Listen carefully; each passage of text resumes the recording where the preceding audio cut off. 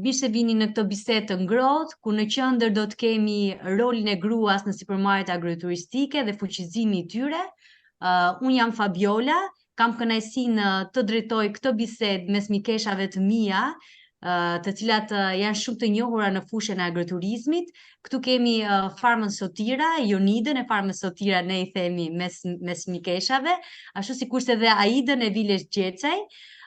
Do të ndalemi në këtë bisedë për ta orientuar drejt rolit të gruas, fuqizimit të gruas në supermarketet agroturistike.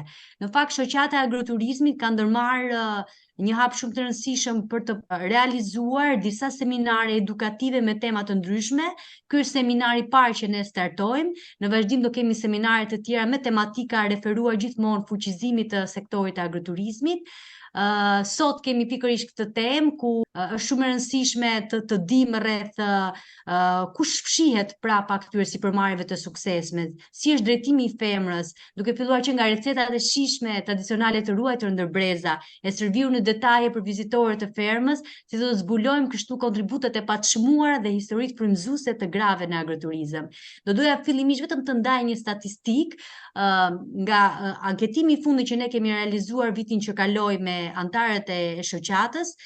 Kemi vënë në re një statistikë shumë të rëndësishme. Në totalin e të punësuarve në këto supermarkete, 68% të këtyre janë vetëm femra. Do të thotë që këtu vërtetohet se sa i rëndësishëm është kontributi i femrës në supermarketet agroturistike. Kështu që pa humbur kohë, unë do të filloja bisedën me mikeshat e mia.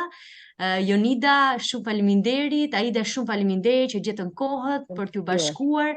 Jam e bindur që kemi pafund femra në mes antarëve tanë, të cilët do t'i kemi edhe në seminaret të tjera dhe ne i përshëndesin shumë në këtë ditë shumë të rëndësishme. Unë kam nderin të jem me dy pioneret e këtij sektori, Aida në Theth, ashtu sikurse edhe Jonida në zonën e jugut, në Sotir, kanë hapur 2 supermarkete të suksesshme prej vitesh në fushën e agroturizmit, turizmit rural. Aida, ndoshta ta filloja edhe pak me ty. Çfarë të frymëzoi për të hapur një supermarket agroturistike? Atëherë, kjo supermarket lindi vetë të ju, ose më mirë themi jo drejt për drejt nga unë, pasi këtë supermarket filloi një grua tjetër e fortë, një grua tjetër ambicioze, që është nëna e tim shoqi, që janë banor tradicional të Thethit. Ata e provuan të vinë vitet e para në Tiranë, por nuk ju pëlqeu Tirana dhe u kthyen sërish me të shoqin në Theth, aty ku ngritën fermën e tyre për të jetuar në fshat, pra me lopët, me derrat, me pulat, me kopshtin, dhe ishte një aktivitet që i përvitshëm taj, kur u fillua dhe bujtina, aktiviteti i bujtinës, të dyja bashk rritën njëra tjetrën, u kombinuan dhe tash 10 vjet me martesën time me tim shoq, jemi brezi i dytë që çojmë përpara këtë supermarket që dikur ne bënim në atë modestin ton, por që sot quhet agroturizëm. Është rritur, është zhvilluar, normalisht fal, nuk e di, njohurive të reja që ne sjellim si brez, fal investimeve, fal modelit, domethënë të promovimit apo të menaxhimit të saj, por që ne po rrisim një agroturizëm që kishte një zë qysh më përpara dhe tashmë po i japim edhe një formë tjetër më të zhvilluar për të përgjigjur sa më shumë nevojave të klientit. Super, pra u kthyet në taban, vazhdua traditën e familjes. Jonide dashur, si nisi për ty kjo eksperiencë? Për mua nisi nga dashuria. Unë s'kisha asnjë lidhje me fshatin, jam një vajzë e rritur në qytet dhe njoha tonin dhe ai më solli në fshat, dhe duke u vendosur këtu, filluam pastaj të mendonin se si mund të jetonim këtu në këtë zonë. Dhe pam agroturizmin si një fushë që do bënte të mundur realizimin e ëndrrës tonë si fillim, e mirëqenien e familjes tonë. Kështu që kështu nisi agroturizmi jon para 25 vjetësh. Shumë mirë. Jonida, në përvojën tënde, në eksperiencën tënde që ti ke gjatë gjithë këtyre viteve, çfarë mendon, çfarë kontributi sjellin gratë në sipërmarrjet e agroturizmit dhe si ndikon kjo në gjithë suksesin e kësaj sipërmarrje? Pra si e shikon rolin e gruas për ta fuqizuar të sipërmarrje? Roli gruas mendoj që është më i rëndësishmi, sepse bën gjithë atë punën që pret turista, duke filluar nga mikpritja, nga gatimi, nga produktet që prodhon, nga atmosfera, çdo gjë është në rolin e gruas, domethënë një burr pa një grua mbrapa, nuk e di sa e dukshme është ajo gruaja, nuk ja del dot. Domethënë, në një zonë kaq të vështirë, jam e sigurt që Toni nuk do rrinte dot pa pasur një grua mbrapa. Edhe gjithë të tjerët, kështu që roli i gruas është një rol shumë i rëndësishëm në agroturizëm. Po për ty Aida, si e shikon këtë pikpamje? Po pikërisht ne gratë jemi ai konkretizimi i ideve që burrat kanë. Pra mos me u limitu vetëm të ato 2-3 aktivitete që Jonida përmendi, ne i kthejmë idet në vepra, që mbrapa këtyre sipërmarrjeve të reja, të suksesshme, në progres, sido që t'jenë, ka gjithmonë një femër nga mbrapa, është mundi i një femre nga mbrapa. Si është dita, si nis dita për një sipërmarrje, për një sipërmarrëse në këtë fushë, ë? Si nis mëngjesi kur ti ke bujtinë e plot me turistë dhe ku duhet të vraposh më përpara, ku je tek receta, je tek kompjuteri, tek marketingu, tek çdo gjë. Mbase për mua nis besoj pak më lehtë se sa për Jonidën, nuk e di, domethënë të tipit që mbase unë nuk shkoj vetë tek lopa, por që për të gjithë të tjerat po, zgjimi është shumë herët dhe gjumi është shumë i vonë. Gjumi është shumë i vonë pasi kemi që me përgatitjen e mëngjesit, ai meraku që bashkë me pjesën tjetër të stafit, domethënë të organizohemi për të ofruar shërbimin në kohë dhe me të gjitha produktet siç e kemi listuar, premtuar. Deri te gjatë ditës që unë vetë në rolin edhe të menaxherës për atë të përgjithshme, të ketë bërë sa me fornitorin, sa me klientin, sa duhet t'jesh në kompjuter se ka ardhur një email, duhet të thesh një përgjigje, duhet bëhet një gjë, ndërkohë që në kuzhinë të kërkohet një produkt që mungon apo që duhet siguruar për në ditët në vazhdim, telefonata pafund për të arritur për të zgjidhur çdo gjë në kohë që gjërat të funksionojnë dhe mos të pengohen. E për ty Jonit, si është dita, si nis dita aty në fermë? Të siguroj që asnjë ditë nuk është e ngjashme me tjetrën, gjithmonë ka kërkesa të ndryshme, probleme të reja, por ja kemi marrë dorën dhe ja dalim t'i zgjidhim në rekord dhe për mrekulli. Dita nis me mëngjesin e turistave, me programimin e ditës, si çfarë rezervimesh kemi, çfarë grupesh do na vinë, kush dëshiron të bëjë aktivitet, kush është klient mysafir pak i tërhequr dhe ta përzijmë në atmosferë, duke parë gjithçka me detaje, domethënë se çfarë nuk po funksionon për ta bërë që dita të shkojë mirë edhe për të pasur sukses në fund të ditës. Ka probleme, por ja kemi marrë dorës. Te probleme ndalemi pak.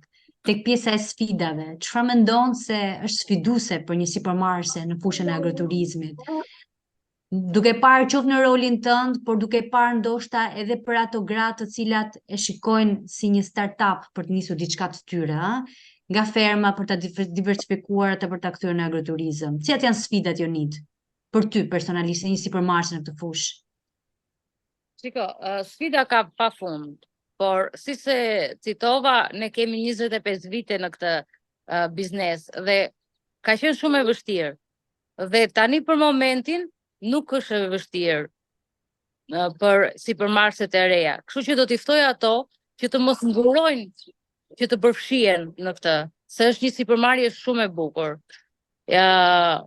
Pavarësisht vështirësive ti je në një terren shumë të bukur, je zonjë vetes, ke sfida, formohesh, mëson çdo ditë, njeh njerëz të ndryshëm, kultura të ndryshme. Kështu që këto i te kalon, plus tani që janë dhe rrjetet sociale që ndihmojnë shumë për promovimin. Mendo para 25 vitesh, nuk kishte rrjete sociale, nuk kishte rrugë, situata me energjinë elektrike ishte akoma më keq, nuk flitej fare për internet. Kështu që i lëm këto gjërat se në fund të ditës mund të them që mysafirët tanë i mirë kuptojnë problemet tona, sfidat tona.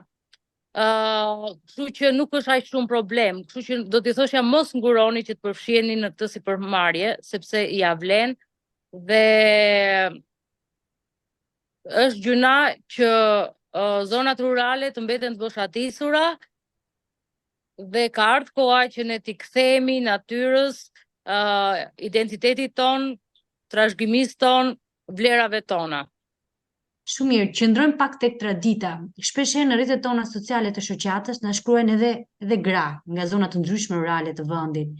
Unë di të gatuaj këto. Kam këto potenciale, kam 3 lop, kam kaq dele, po una kam shanse për të kthyer në një sipërmarrje turistike. Si mund t'ja nis kjo zonjë, sipas pikpamjes tënde Jonit? Çfarë do t'i sugjeroje? Ajo e ka të nisur. Thjesht ka të nisur. Po i mungon vetë besimi. Thjesht duhet ketë buzëqeshje dhe të bëj atë gjë që bën çdo ditë. Të hap dyert. Këtë nuk ka bërë akoma. Të hap dyert e shtëpisë saj, bujtinës saj dhe t'ju tregoj njerëzve atë që ajo është. Se në fundit bota këtë gjë që ne e kemi e ka humbur. Dhe vjen në Shqipëri për ta parë konkretisht nga afër. Ka mysafirë që nuk e njohin fare këtë realitetin shqiptar dhe ata vinë për ta njohur dhe për të kuptuar si kanë qenë gjyshrit dhe stërgjyshrit e tyre. Kjo është një eksperiencë unike që ne ofrojmë. Kështu që mos kenë frikë për të hapin dyert e tyre. Është shumë e thjeshtë. Të vazhdojnë të bëjnë atë gjë. Jam e sigurt që kur të kenë mysafirët e parë do ndihen më të sigurta, do kenë një vetbesim më të madh tek vetja e tyre, edhe do shikojnë se si mysafirët do duan të përfshihen në punët që ajo bën në ditën e saj. Pra e gjitha është një eksperiencë, ë? Po, ideja është që t'i ofroj një eksperiencë. Ai t'i ofroj një eksperiencë. Kjo është e gjithë, atë bën edhe ti realisht aktualisht. Duhet vetëm të hapin dyert, si thot Jonida. Domethënë mjafton që të heqin atë frikën, të thyn barrierën e parë që është barriera ndaj vetes, nëse mundem apo nuk mundem. Dhe pastaj gjithë gjërat e tjera logjistike, gjithë vështirësitë logjistike, ne në biznes jemi mësuar tashmë mbase eksperjenca na ka mësuar që s'ka si gjë të pamundur, që çdo gjë ka një zgjidhje, mjafton të thym barrierat me veten. Dhe ajo me aq sa ka, edhe po mos ketë bujti, mjafton ta hapi atë mini fermën e saj për publikun, ta hedhë këtë produkt në treg. Dhe ajo thotë çfarë produkti kam? Vizitën në fermë. Hajde ulunin atë tavolinën modeste në atë kopshtin poshtë vreshtës, poshtë atyre rruzhve që bënin hije në për shtëpitë tradicionale të fshatit, me degustu, me hongër, atë buke djathtë pra, po flin diku, bylmetin diku, një glikot diku. Domethënë vetëm me hap dyert dhe me heq të kompleksin dhe me ja fillu. Domethënë ka dhe iniciativa tashmë, se si thotë Jonida dikur mbase edhe nuk kemi pasur iniciativa mbështetëse për biznesin, ndërkohë që projektet kishte, ndërkohë sot ka iniciativa që mbështesin dhe biznesin e ri, sipërmarrjen e re, sidomos atë femërore, sidomos atë agroturistike, dhe mund të aplikohen, janë fonde shumë të vogla të thjeshta edhe në shkrim, edhe menaxhim dhe mjafton të kesh dëshirën e mirë. Për ty si sipërmarrëse, çfarë është sfiduese në gjithë këtë historinë tënde? Çka ka qenë sfiduese? Sfida më e madhe, me që edhe sot jemi në këtë ditën e 8 marsit të grave, dhe unë do thoja që jam një vajzë qyteti, e rritur në një qytet të vogël si Baramsuri, pastaj në Tiranë ku jam shkolluar dhe të gjitha, dhe sfida parë ishte të shkëputesha domethënë dhe t'ikja edhe unë nga qyteti në fshat. Përkundra shembullit të Jonidës, mua akoma nuk më duhet ose s'më është dashur që të jetoj atje gjithë vjetor. Por së shpejti me me zgjatjen e sezonit, me aktivitetet që do zgjerohen, me aktivitetet që do jenë edhe për dimër dhe që agroturistike që ne do shtojmë, do duhet, domethënë që edhe unë avash do spostohem andej. Pra sakrifica e spostimit në një zonë që është vërtet larg me gjitha vështirësitë logjistike që ajo sjell, me lënien e fëmijëve vetëm në fillim dhe në fund të sezonit sepse këta janë në shkollë. Pra janë sakrifica të vogla që çdo nën ka bërë kaq dhe shumë më tepër për të mirën e familjes. Ne i bëjmë për të mirën e familjes, për të siguruar më shumë të ardhura për këta fëmijë, dhe pse jo që ndihemi edhe vetë të realizuar. Dhe të ruani traditën, po, shumë e drejtë. Jonid, në aspektin e politik bërjes, shpesh herë në tavolina ne diskutojmë edhe tema çfarë do duhet kishte më shumë, qoftë nga institucionet vendore, institucionet qendrore, si e shikon pozicionimin e këtyre institucioneve për të fuqizuar pikërisht këto gra në këtë sektor? E shikoj pak të vakt. Çfarë do doje të ishe më e fuqishme? Si Po, mund të kombinohet një paketë shumë e mirë për të fuqizuar pikërisht këto femra në këtë sektor? Po mendoj që agroturizmi duhet të ketë një mbështetje më të madhe dhe një fokus më të madh nga pushteti lokal, kryesisht, edhe pushteti qendror. Sepse duke i dhënë një fokus më të madh, më shumë ndihmë, atëherë kështu mund të arrijmë që të mbajmë njerëzit në fshat dhe të ripopullojmë zonat rurale, që mos braktisen. Dhe për ta bërë këtë gjë, siç e tham, duhet mbështetur gruaja, sepse janë ato, nëse se ato vendosin që të qëndrojnë në një zonë kështu, patjetër që bashkëshorti do qëndrojë pas asaj, e kupton? Por ndoshta nuk e kanë kuptuar akoma se sa i rëndësishëm është agroturizmi, ndoshta janë akoma pak subjekte, ndoshta shumë gjëra, por mendoj që duke i dhënë një fokus më të madh, Shqipëria ka një potencial shumë të madh për të arritur, për të bërë një zonë lider në Europë për agroturizmin. Ka një natyrë të mahnitshme, kemi mirëpritjen që ne na buron vetvetiu, që mysafirin e kemi shumë të rëndësishëm. Kështu që çfarë duhet? Duhet thjesht mbështetje nga qeveria për këtë sipërmarrje dhe duhet shpejt tani që dhe ata që kanë ëndra dhe ndërrojnë dhe kanë idenë për të hapur një agroturizëm të hapin. Mos të vonohen, domethënë. Duhet subvencione të ndryshojnë. Mbështetja që jepet të jetë më e madhe dhe më konkrete. Okej. Duke parë ndoshta me një këndvështrim më të gjerë dhe në aspektin e barazisë gjinore, si kontribon promovimi i barazisë gjinore për ta fuqizuar pikërisht rolin e gruas në agroturizëm dhe pse jo duke e parë edhe në aspektin e zhvillimit të qëndrueshëm, rritjen ekonomike rurale. Ai si e shikon barazinë gjinore, le të kthehemi pak thethit. Po, barazia gjinore, domethënë, unë nuk e shoh si problem apo si një çështje të madhe për të ngritur, pasi barazia gjinore është e dukshme dhe mirëfilli edhe në zonën tonë të Dukagjinit, ku thuhet ka luni lekës edhe roli i burrit, por leka ka pas përshkruar mirë edhe rolin e gruas, kështu që në zonën time aktualisht me krenari mund të them që shumica sipërmarrjeve që janë aktualisht të themeluara dhe të regjistruara në qendrat e biznesit janë në emër të grave. Por sigurisht ne kemi dhe mbështetjen e burrave, kështu që është një sipërmarrje që bashkërëndon. Pra në rolin e gruas këtu do shihja shumë të bashkërënduar më së miri dhe ja din vlerën grave përgjithsisht. Në nxitjen e kësaj, domethënë, unë do sillja një shembull shumë të lezetshëm të një çifti, një familje, të cilët për shkaqe familjare u desh që të shisnin edhe ato dy lopë që kishin, të mbyllnin shtëpinë në një fshat më tutje thetit dhe të iknin në Itali. Kaluan dimrin dhe tani po kthehen Dhe sërish është gruaja që thot, unë po kthehem përsëri se dua të vi të rri tek vendim, nuk gjej rahat as ke vajza, as ke djali, dua të them ke vendim dhe tani duhet sërish ata që të gjejnë një formë në kredi, pa kredi, me një borxh të vogël që të riblejnë sërish, paktën një lop që gruaja të bëjë sërish atë kopshtin e vet. Pra, domethënë është gruaja incentiva, është gruaja iniciatorja, domethënë dhe kur kemi dhe burrat supportues, atëherë domethënë lulzon dhe sipërmarrja.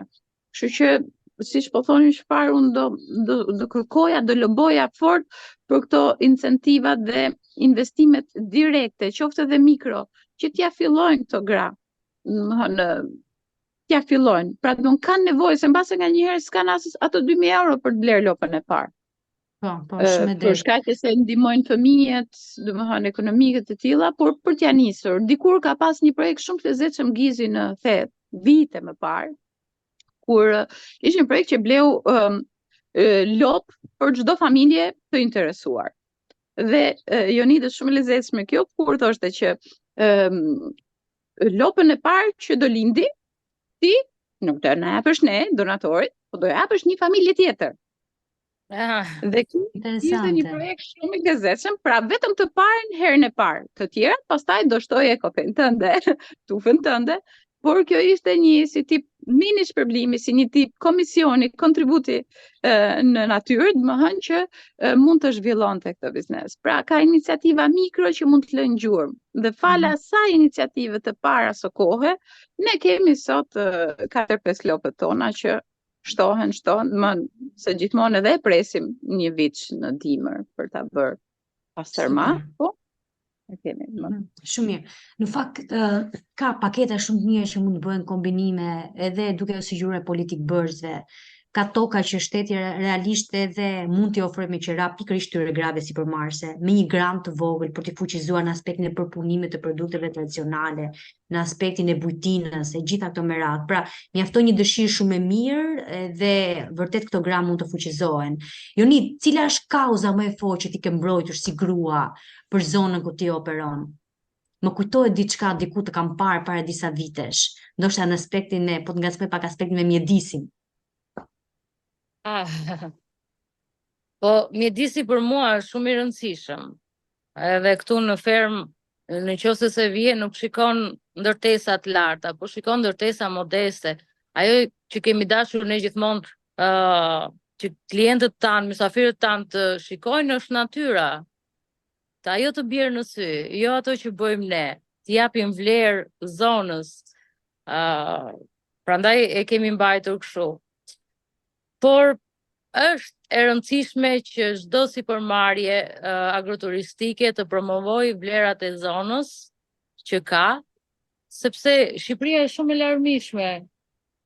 Edhe thjesht kjo është nuk duhet ndonjë filozofi, nuk duhet ndonjë vështirësi, nuk ka ndonjë gjë që nuk bëhet, nuk e shikoj fare këtë gjë. Sfida më e madhe që ne kemi për momentin, mendoj unë, është me mentalitetin e klientit. Duhet fitojmë besueshmërinë tek ata. Duhet fitojmë besimin e tyre. Duhet fitojmë këtë gjë kur ata blejnë produktet tona të jenë krenar dhe ta dinë që po na ndihmojnë. Që ato para mbeten në këtë zonë, që ndërtohet diçka e re, që kanë vlerë. Domethënë, ka ardhur koha që shqiptarët mos thonë ky është produkt italian, ky është produkt francez, kjo është verë kështu. Por të blejnë produkte shqiptare, të kenë besim tek fermerët shqiptar dhe të ndihen krenar kur ta bëjnë këtë. Dhe mundësisht ta promovojnë dhe tek miqtë e tyre të huaj, ta sugjerojnë këtë produkt. Kjo është sfida më e madhe, mendoj unë që kemi tani për momentin me mysafirët tanë. Të krijojnë besimin e tyre, të fitojnë besimin e tyre tek ne. Shumë e bukur mesazhi, pra të blejnë produktet e tokës mëmë, produktet e fermerëve tanë, dhe të vlerësojnë ashtu siç duhet ato. Okej, shumë mirë, shumë faleminderit. Së fundi, pastaj për të kaluar në një mesazh të fundit në këtë ditë e rëndësishme, Do doja sërish do t'i kthejmë ndoshta Aidës, cilat janë pritshmëritë që ti mendon Aid për të ardhmen e grave në agroturizëm, apo si parashikon ti ndikimin e këtyre zonjave për zhvillimin e këtij sektori? Si mendon këtë të ardhmen? Mendoj që ardhmja është femër, kështu që përqindja më e madhe e agroturizmeve sërish do jenë iniciatore femrat, edhe zotrin që ne kemi në shoqat, pa i ofenduar, pa u ndjer ata të prekur nga këto deklarata që ne po bëjmë dhe ata do t'i dëgjojnë në këtë video më vonë, është që edhe ata kur e kanë nisur, siç tha Jonida më herët, kanë gjithmonë një grua nga mbrapa që do i suportoj. Kanë gjithmonë një grua ku do i mbështesin këtë sipërmarrje, siç edhe bashkëshortët tanë e kanë mbështetur këtë sipërmarrje.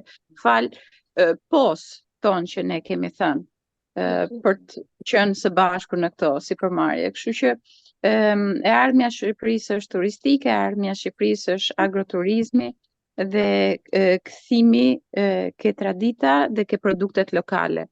Shqyqyr tashmë edhe vëmendja e shqiptarëve është që kur vinë tek ne në zonat tona nuk e kërkojnë atë produktin italian apo të huaj, por mundësisht e duan sa më autentik.